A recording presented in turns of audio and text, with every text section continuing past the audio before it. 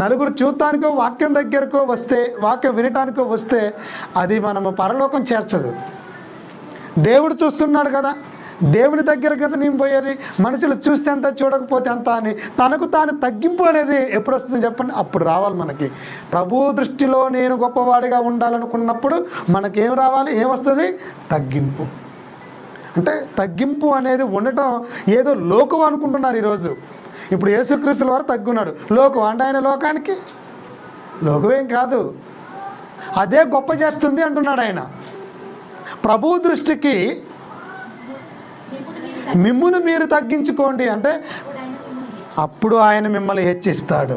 హెచ్చించడం తర్వాత సంగతి, కానీ తగ్గింపులో మాత్రం మనం ఉండాలి. అంటే యాకోబు గారు కూడా సంఘానికి ఏం తెలియజేస్తున్నాడు? మీరందరూ ప్రభు దృష్టిని ముందు ఆలోచించండి. ప్రభు దృష్టికి మనం ఎలా ఉండాలి అనేది ఆలోచించండి. ప్రభు దృష్టికి ఎలా ఆలోచించాలంటే ప్రభు దృష్టిలో ఒకటే ఉంది, నువ్వు నిన్ను తగ్గించుకో. ఏ విషయంలోనూ, మాటలోనూ, చేతల్లోనూ, ప్రవర్తనలోనూ, అన్ని విషయాలలో మనము తగ్గి ఉండాలి.